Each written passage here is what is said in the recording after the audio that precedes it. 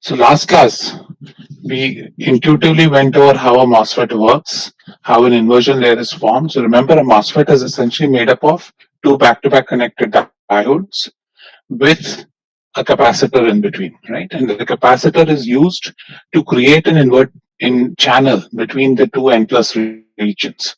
So this N plus region is called the source, the drain. The capacitor is a voltage controlled device, and using the voltage on the gate, you control the conductivity of the surface between. So make sure you carry these points always whenever you think about a MOSFET. That a MOSFET, you have to always, so MOSFET always deals with conductivity of the surface, right? So it is a surface device. So surface conductivity is important. And we'll come to this again and again later when we talk about the limits of currents in MOSFETs, etc. Because when electrons are moving near a surface, they're going to move slightly differently when the electrons are moving in the bulk. Okay? So always remember that the MOSFET is a surface device, and you're modulating the surface conductivity of the device by applying an external voltage at the gate. Right? So we spoke about two kinds of MOSFET. One is the N MOSFET and one is the P MOSFET. The N MOSFET is made with a P-type substrate, and the source and drain regions are N-type. The P MOSFET is made with an N-type substrate with P plus regions as the source and drain, right? Always, again, what you remember is normally we have in an N MOSFET, the threshold voltage is greater than 0. So that is when your voltage is 0. So the symbol for the NMOS, as you've done in DD, is this: drain, source, and gate, right? Whenever you draw an arrow, the arrow indicates, now that you've done semiconductor devices, the arrow basically indicates the direction of the PN junction, right? So this indicates that the P is the substrate and the N is in the source. Therefore, you have a PN junction arrow which is sitting here. So this indicates the direction of the PN junction from the substrate, which is P-type, to the source, which is N-type. So in a normal NMOS, which is also called as an enhancement NMOS, when you have an enhancement device, basically an enhancement device means that at zero stimulus, the device is turned off, and you have to apply a certain stimulus to get the device to work, right? So we talk about two kinds of devices: an enhancement device and depletion device, right? So for example, if you remember the JFET, in the JFET, is the JFET an enhancement device or a depletion device?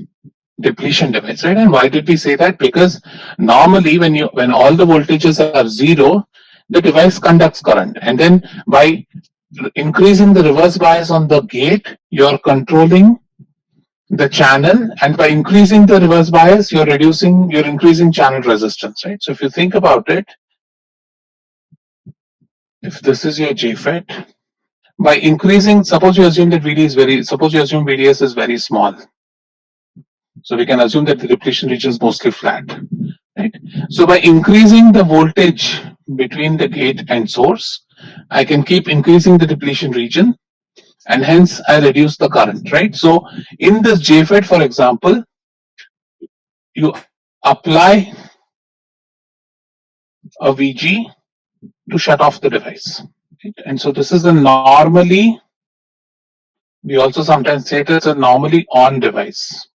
That is, when the voltages at the terminals are 0, the device is normally a low resistance on device, and you need to take an effort to shut off the device. On the other hand, an enhancement device and a MOSFET, this MOSFET is an enhancement device, is that normally the MOSFET is switched off. There's a high resistance phase of the MOSFET, and you need to apply a positive voltage on the gate to reduce the resistance, right? Or to turn the MOSFET on. This is therefore known as a normally off device. So a normally off device, also known as an enhancement device. That is, it is normally switched off, you need to make effort to turn it on. A depletion mode device is normally a normally on device, and you need to take effort to shut it off, right? So remember this, we'll come back to this again once we understand the structure of the MOSFET, right? So for example, so therefore what you want to think about is, if you think about VTs of the MOSFET, always remember for the MOSFET. Now let's talk about the three regions of the MOSFET. What are the three regions of the MOSFET? One is the cutoff region, right? Then you have the triode region, and then you have the saturation region, right? And if you remember, this was what we did for a given output characteristics of the MOSFET. So this point, beyond this point, we say the MOSFET is in saturation. This is the triode region of the MOSFET. And when the current is zero, it is in the cutoff region. So in terms of VGS, VDS, and VT, let's define what the three regions of the MOSFET operation are. So if I say if the MOSFET is in cutoff, the NMOS is in cutoff, what can you say about the relationship between the three voltages that I've listed on top? Suppose I ask you how, so because this is a favorite question, right? I will give you some terminal voltages and tell you, find out at which region of operation is this MOSFET in. So for cutoff, what is the requirement for the terminal voltages? That is, the MOSFET should not conduct any current. Correct. Right? So for cutoff, we will say that VGS should be less than VT. Right? Less than or so. In the NMOS, remember VT is positive, VGS should be less than VT, right? For the PMOS, we will say that VGS is greater than VT. Again, remember, VTN is positive, VTP is negative. Or in other words, if you want to make a common statement, you'll say modulus of VGS should be less than modulus of VT. Is that clear? Right. So because the NMOS has a positive VT, we either say that the VGS is less than VTN, and PMOS, because it has a negative VT, we are saying that the VGS should be greater than VTP. Right. Or in other words, if I take the mod of both, the mod should be less. Now, what can you say about saturation? What is the condition for saturation? If I ask you to find what the condition for the transistor to be in saturation is, let's do the NMOS first. For the NMOS, what are the conditions for saturation? Remember, what did we say? We said that this voltage is some VDSAT, right? So for saturation, what do we want? We want the MOSFET to be turned on, right? So which means that we want VGS to be greater than VTN. So that is our first requirement, right? We want the MOSFET to be turned on. We want the inversion layer to be formed. And then we also, for saturation, we want to ensure that VDS is greater than VDSAT. So we will say that VDS should be greater than VDSAT. And what is VDSAT in terms of VGS and VT? Right? So VDSAT is given as what? So for the MOSFET to be in saturation, right, it has to satisfy these conditions, that it should be turned on, right? So VGS should be greater than VT. And the second condition is VDS should be greater than VDSAT. So I need to apply a large, so remember, for the transistor to be in saturation, you have to apply a large drain voltage, right? You have to apply large drain voltage. So if you have a very small drain voltage, there is a likelihood that the transistor is not going to be in saturation, right? So if you want to ensure transistor to be in saturation, try and increase VDSAT to as high, try and increase VD to as high as possible. And so similarly, what is the logic for PMOS? For PMOS, logic will be VGS should be less than VTP, and VDS should be less than VDSAT P, which is given by VGS minus VTP. Right? Again, remember, in PMOS, all numbers will be negative. So if you take the mod, you can continue to use the same formula as NMOS, but keep in mind that the numbers in the PMOS are generally going to be negative. Right?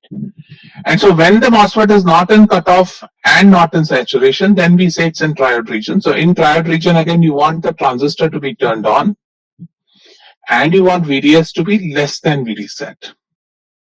Okay? So that is going to be your requirements on the terminal voltages for the transistor to be in the triode region. Okay. So always keep in mind, whenever you think about MOSFETs, and this is important, especially next semester when we do microelectronic circuits, because how you model the transistor depends on which region of operation it is in, right? So it is very important that you understand and you identify very quickly which region the MOSFET is operating in, because there we are going to deal with circuits made up of MOSFETs, right? So you have to apply voltages and you'll have to find out currents, you'll have to design amplifiers, you have to design circuits. So all that rests on the foundation how you're going to model the IV relationship of a MOSFET. And to model the IV relationship of the MOSFET, you need to know which region of operation the MOSFET is in, right? So always keep this in. This is a very important table. This is something which has to be etched very clearly in your brain if you want to do any kind of circuit design with MOSFETs. Saksham, as I said again, VGS is negative, VTP is negative, right? For a PMOS, all the numbers are going to be negative. So when they're negative, you want VGS to be more negative than VTP. Is that clear? That's why that the equation exists that VGS is less than VTP. All right. So now let's think about what are the different ways we use MOSFETs in circuit design, right? So as I discussed before, we use them as switches. We use this as current sources. The third important use of the MOSFET is as an amplifier. So generally, in the next 2 years, you will learn how MOSFETs can be used as switches, how MOSFETs can be used as current sources, and how MOSFETs can be used as amplifiers. Right? So again, for switches, it's very simple. We know that if you take an NMOS, we did this in DD, right? So when you have an NMOS, if you apply a large voltage to the gate, you're going to turn this NMOS on and basically pull this drain to ground. When your G is up, when a low voltage is applied at the gate, this NMOS is turned off, and so this node goes to whatever the high voltage is. So this is one of the foundations of CMOS design, where NMOS forms the pull-down network of the. So whenever you're designing a pull-down network, you use up NMOS, and the reason is because the NMOS works as a switch. So when you do DD, we are treating them as switches. For current sources, what did I say? How do you use a MOSFET as a current source? And why is that so? Because what we see when the MOSFET is in saturation, so how do we again define saturation? When we say that VGS is greater than VT and VDS is greater than VDSAT. So I need to set up a condition like this in the circuit. If I set up a condition like this in circuit, then basically what happens is my IDS that is flowing through the node D is only a function of VGS, or IDS is independent of VDS, right? So because the current flowing between drain and source is independent of the voltage across, so I'm ensuring that a constant current is flowing between drain and source, right? So which means that I can treat that as a current source, because the fact is that the output voltage is independent of the current. For any output voltage, my current is always going to be a constant dictated by the voltage I've applied between the gate and source, right? So so you can model this as a current source whose value of current depends on VGS, right? So this would be the equivalent model of the MOSFET if you want to use it as a current source. The third thing we use as an amplifier is something like this. And again, we'll go over this in great detail next semester, but let me quickly give you an idea. Okay. So what happens in this case? In this case, if I apply, so suppose I have some VGS, right? So if I apply a small change in VGS, right, then I get a small change in IDS, right? And when I get a small change in IDS, if I let that IDS flow through RD, if I measure the voltage at the output of RD, then what I essentially get is my output voltage is given by IDS RD. And this IDS is a function of VGS. So what I get is I'm able to take an input. So, and normally this is given by transconductance time VGS. So I write this as minus GM VGS RD. So what I get therefore is my V naught by VGS is equal to minus GM RD. What is GM again? Everybody remember what GM is? transconductance, right? GM is nothing but the transconductance of the device. That is, it tells us how much change in current I will get for a given voltage change. Okay, so these are the three. Again, we'll come back to this again and again in the tutorials and everything. There we'll come back to this. I'll try to get you to think about how to use, what are the limits of this transistor, etc. But these are the three main uses of a MOSFET, which you will study in detail. So now let's spend some time finding out how the IV relationship of the MOSFET should be. And again, this again becomes important. So we want to understand how to write IDS as a function of VGS and VDS. So in our basic model, so we'll do a very sometimes this is known as a level 0 model. That is, we will do one of the most simplest model of the MOSFET. So we know that when VGS is less than VT, IDS will be 0, right? This is a simple model. Again, once we do into non-ideal effects, like how we did for PN junctions, how we did for JFETs, I'll tell you that this is not true, but it is a good model if you want to use it to do circuit design. So we will say that in the cutoff region, your current is 0. Okay. So now let's assume that, so this is a boring model, right? We already know that at cutoff current is 0. So now let's now think about the case when VGS is greater than VT. So how do you find out VT of a transistor? Suppose I give you the transistor. How would I find the VT of the transistor? How will I find the VT of this transistor if I've given you this transistor? What are all the details you need for me if I tell you find the VT of this transistor? What are all the device parameters you need from me? Work function, what else? Let's list them out. If I want to find the VT of this transistor, I'll need the work function of the metal. What else do I need? Doping of which, anneal doping in which region of the MOSFET? In the N plus region or in the P region? In which P doping? Okay, so P doping I need, good. What else do I need? If I give you these two, can you find the VT of the device? Depletion width and all that you can find out. EF also, is there something else missing here that you need to find the VT? Or are these two? Go back and think about what the VT model was. VT is given by what? 2 phi F plus phi ms plus square root of 2 epsilon s Na q 2 phi F. Cox. So you need thickness of the oxide. Good. Right. So to calculate the VT of the structure, remember again we are treating this as the VT is a one-dimensional quantity, unfortunately. Again, we'll talk about how that is not true in today's MOSFETs, but in this simple model of the MOSFET, VT is a one-dimensional quantity. It basically depends on the stack, right? It depends on the work function of the metal, on the oxide thickness in the capacitor, and on the doping concentration in the substrate. So if I have all those three, with the doping concentration, I know 2 phi F and Na and 2 phi F, right? Epsilon S I know. Phi ms gives me what the work function difference is, and Cox gives me Cox.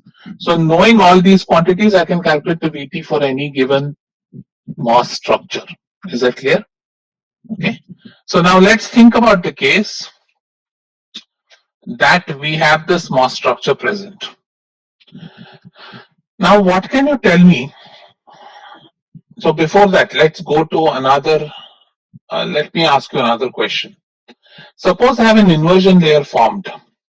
Suppose I tell you that I have an inversion layer formed and my inversion charge density is Qi. Right?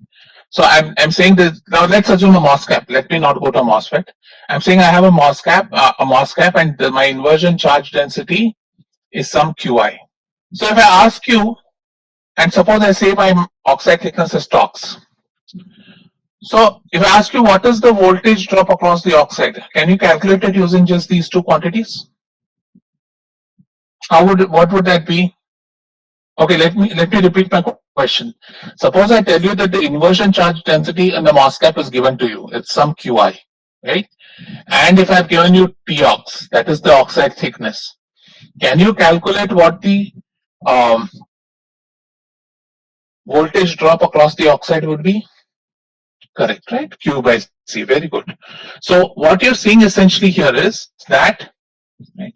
So what you see here essentially is that the voltage drop across the oxide dictates the inversion charge density, right? So depending on what the voltage drop across the oxide is, the inversion charge density will go up or go down, right? Everybody following that? All right. So now let's think about this MOSFET. Let me just draw the inversion layer a little bit closer. Now what I want you to think about is here. So all this time when we did MOSCAP, we considered a one-dimensional device, right? That is, we had only a VG and a bulk voltage. Okay.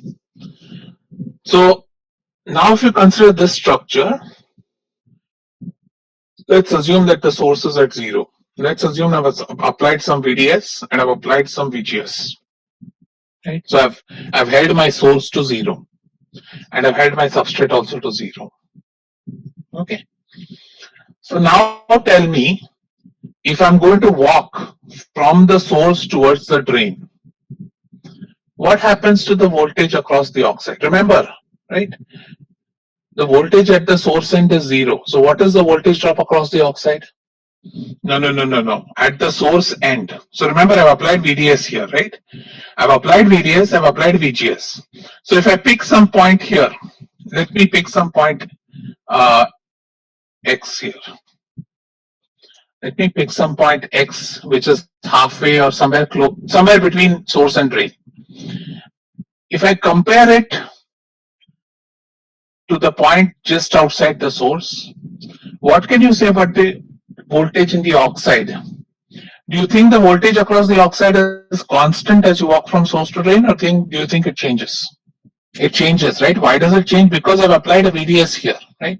So if suppose I've applied 5 volts here and I've applied 3 volts here, right? Then the question is that the voltage drop between gate and drain is only 2 volts. Voltage drop between gate and source is 5 volts. So what you see is as similar to the JFET, right? As you go from the source towards the drain, right? You see that there is a voltage drop that's happening from the source to the drain. Right? So at any point X, so what does a voltage drop mean? Basically, that means that the VT at those points is changing. What does it mean? That means that the surface voltage at every point here is changing. Everybody following that? That the oxide, you can either say that the voltage across the oxide, or you can say that the surface voltage, the silicon surface voltage is changing as you walk from the source to the drain, right? So which means that if I now talk about what is my total inversion charge, right? How do I find my total inversion charge? My total inversion charge can be written as minus Cox VGS minus VT of X.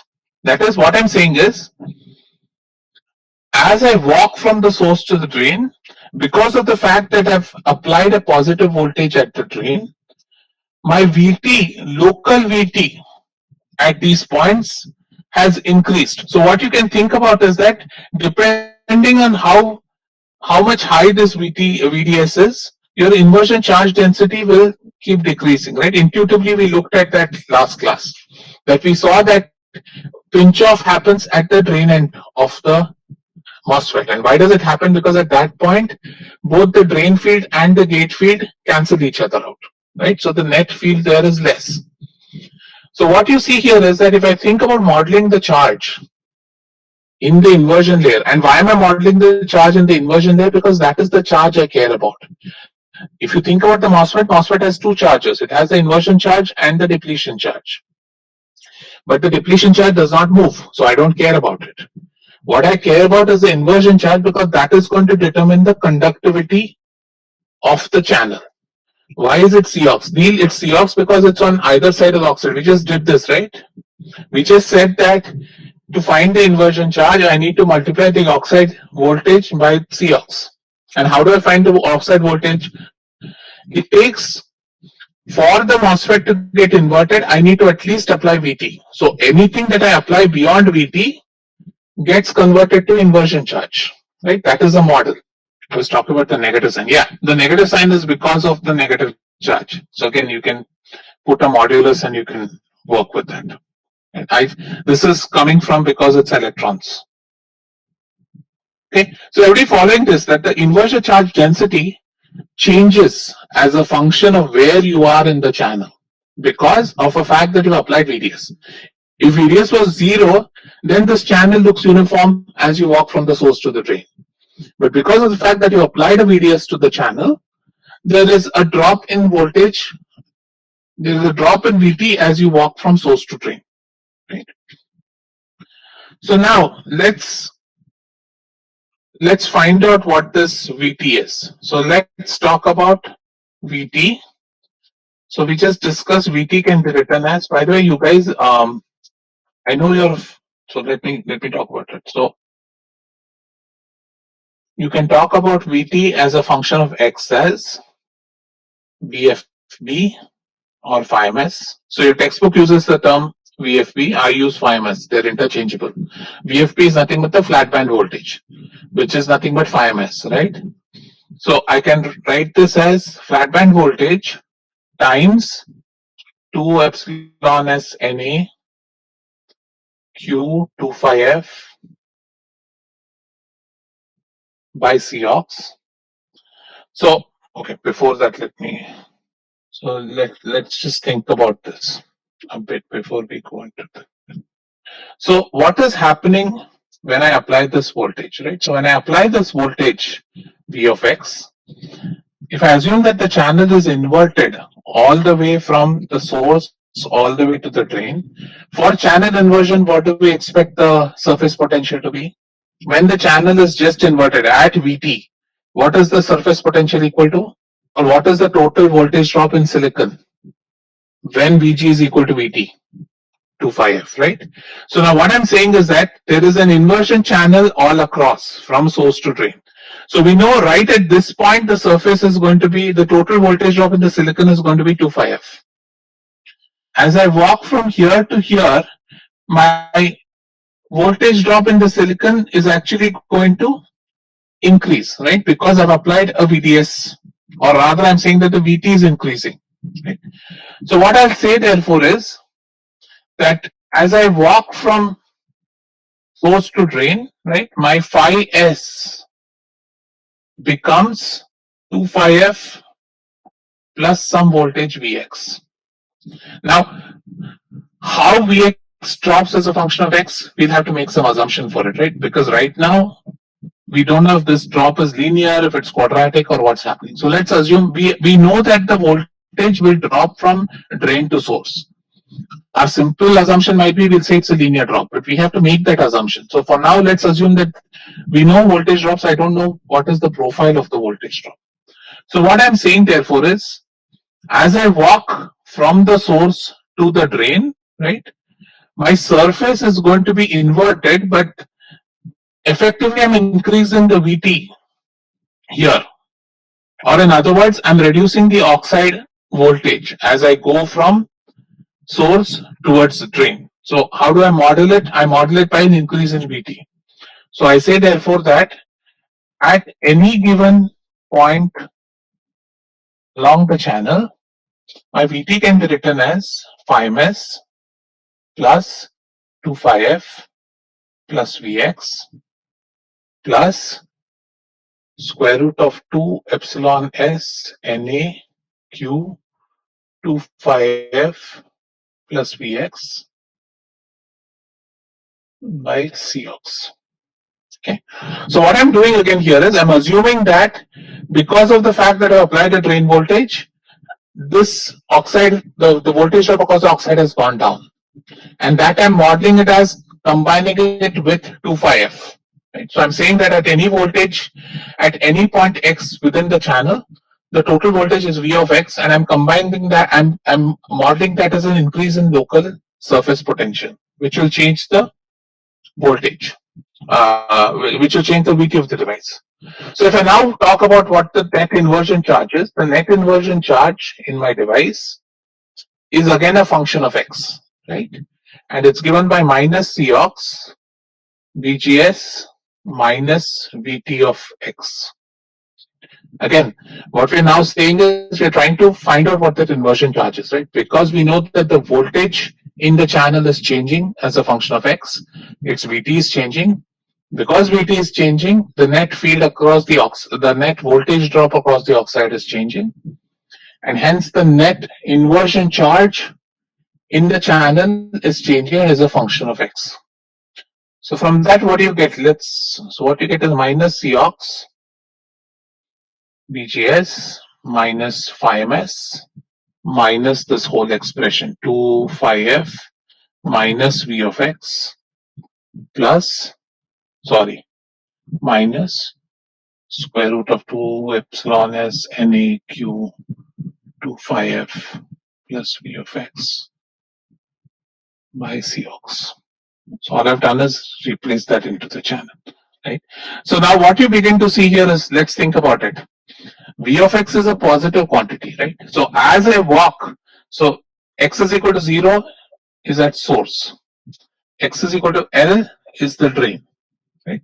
And we know that V of X is 0 at the source, V of X is VDS at the drain, right? So the two boundary conditions are V of X is equal to 0 at X is equal to 0, and V of X is equal to VDS at X is equal to L, right?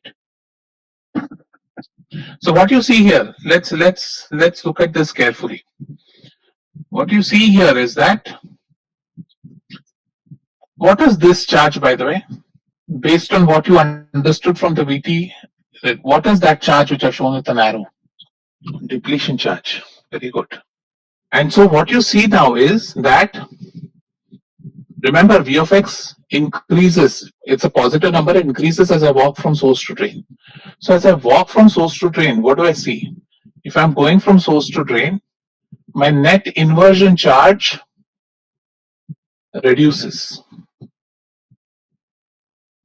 But my net depletion charge, which is the charge under this is the depletion, total charge in the depletion region. That, what happens to it? Does it increase or decrease? As I walk from source to drain. Correct. So Martin, you asked me this question last class, right? As to, sir, depletion width, I had shown why the depletion width, if you look at the profile of the depletion width, I had shown it to be increasing as you go from source to drain. And that is the reason why. So here in the MOSFET, right, as you walk from source to drain, as you apply a drain voltage at the drain, what's happening? Remember, this device, right, this PN junction right here, if I apply VDS, has to have a higher depletion region.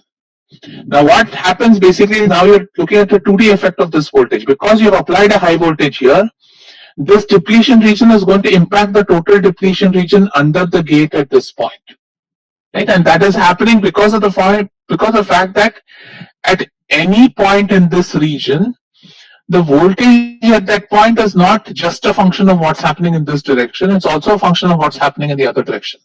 So essentially what we're doing is we're solving a two-dimensional Poisson's equation, which you've broken down as, I mean, I've not gone through the entire derivation, but I could have also gotten here by taking a two-dimensional Poisson's equation.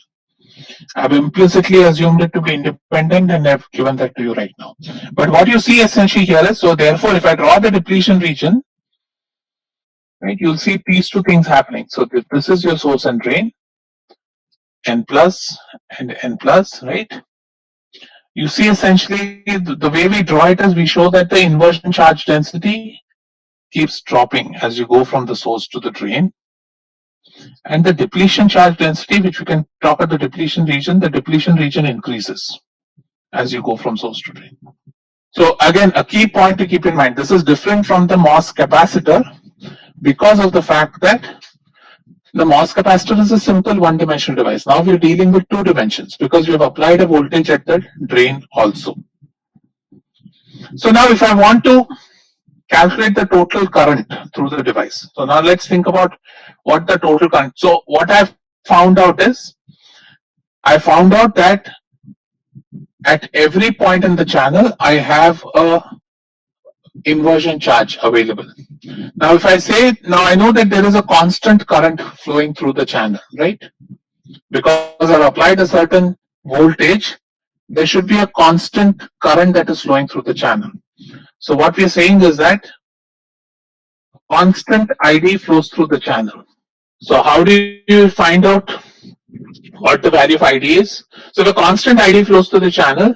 For any section of the channel, I can say that the total voltage drop across that section of the channel is given by ID times the total resistance of that piece of the channel.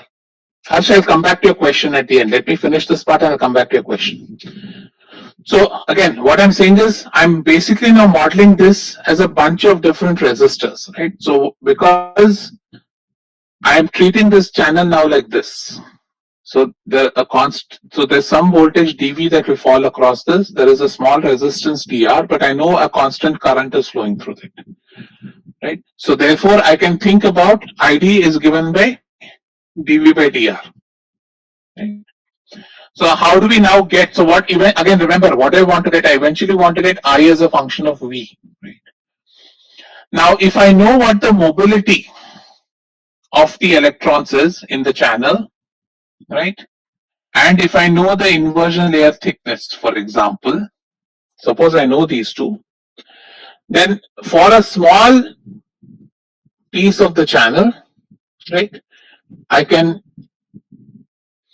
say that my resistance can be written as rho L upon A, or it can be written as L by conductivity times A, because resistivity and conductivity are reciprocals of each other, right? Now, what we say is, what is the total resistance of the channel? And so now, what we are basically going to say is that this can be written as L divided by sigma times W. And what is W? W is the total width of the channel in this direction, right? So to think about it top down, I'm going to be drawing this over certain width.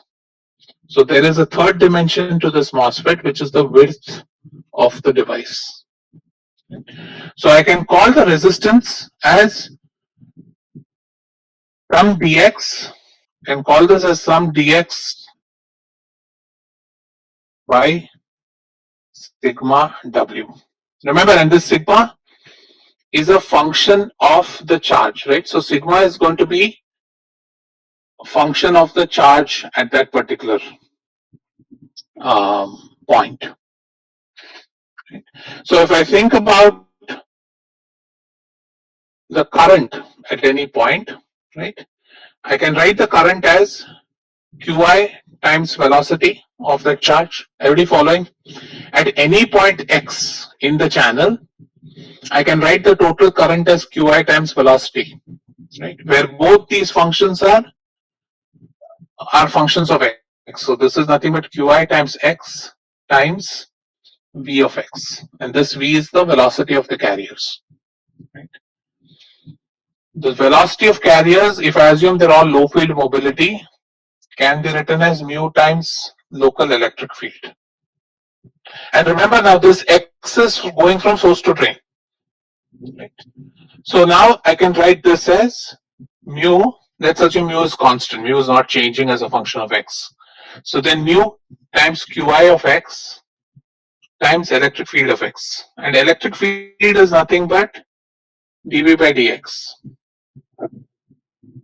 So which means I can write my current as mu times Qi of x times dV by dx.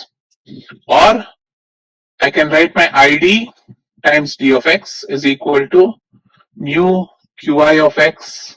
So if I want to calculate the current, right, I need to integrate both sides, and from that I'll get what my IV relationship is. Right? Again, what we're assuming here, we're assuming that once the inversion charge is created, the electrons drift under the influence of the electric field of the drain. Right? So again, remember, what are we doing here? We are assuming that charge, inversion charge, is created by VGS and it drifts due to VDS, right? So so this is a kind of another approximation. If we're separating the two quantities, we're saying that the charge is created by VGS, right? And that is drifting because of VDS. Correct. This V is going to be dV. So what you'll see is that this Qi of x we said is a function of V of x, and that V of x is what it is here. Right. So you basically get ID times dx as some function of V of x in this point dV. So you have to integrate that function to get the total IV relationship of the MOSFET. Okay. So let's look at the simple case. Now let's look at the very simple approximation. Let's assume that VDS is slightly positive, very small. So if I assume that VDS is very small, so what I'm basically assuming that basically VDS, so this is 0 and this is my MOS. So I'm saying that VDS is much smaller than VGS minus VT. So it's and we have turned on. So VGS is greater than VT, right? But VDS is much smaller than VG minus VT, right? So in that case, what can I say? If VDS is much smaller, I can approximate that V of x is equal to 0. I can do that approximation. Because I'm saying that the total voltage I've applied in the horizontal direction is much smaller than the voltage that is coming down from the vertical direction. So for all practical purposes, I can treat the horizontal voltage as 0. So what does that mean? That essentially means that Qi is no longer a function of x. If you assume this is the x direction, right? When I say that my VDS is very small, then I can say that my Qi is a constant across the entire channel. I don't have it changing. So which means that, and what is that Qi equal to? Qi is equal to nothing but Cox times VGS minus VT. Again, because VT is not changing, right? Because my VDS is very small. So if I now go back to my previous equation, I can write ID of x. So ID times dx is equal to mu times Cox times VGS minus VT times dV. So that is my expression. So what I'm going to do is I'm going to integrate this. So when I integrate this from 0 to L along dx, I have to integrate it between 0 to VDS along dV. So what you get is ID, that is my ID is linear. Yeah. You can put the negative sign. Negative sign doesn't finally make, as long as you know the direction of the current, right? You can put the negative sign. If I'm saying the current is flowing in this direction, then I don't need to worry about the negative sign, right? So ID, remember x is positive in this direction. If I say ID is negative, then I can pull off the negative sign, right? So I know that the drain current flows from drain to source. So I'm pulling out the negative sign. So what you see here is that total charge is given by W times Cox. Why do I take W in front? You guys understand why there's a W here? Remember, this is in one dimension, it's Cox times Vg minus Vt. Because I have this over multiple slices all the way up to W, the total charge under the whole gate is going to be W times Cox times Vg minus Vt. All right? And so from that you get W here, you get W here, and so from that you get this relationship that, and this is the linear region. So in the linear region, and why do I say it's linear? Because IDS is linearly related to VDS. So I can think about my IDS, the total current in the transistor, for a very small VDS. So the typical numbers we're talking about here is VDS should be say 100 millivolts and VGS can be say 3 or 4 volts. Right? So you have a substantial difference between the two where I can make the assumption that my drain to source voltage is very small. So in that limiting condition, when my drain to source voltage is very small, then I can essentially treat the MOSFET as a resistive device whose current is given by mu times Cox times W by L, Vg minus Vt times VDS. So we'll stop here and then we'll continue with the IV modeling in the next class. So I'll now take Harsha's question. Okay. So let me take, by the way, those who want to leave can leave. I'll just stop the recording.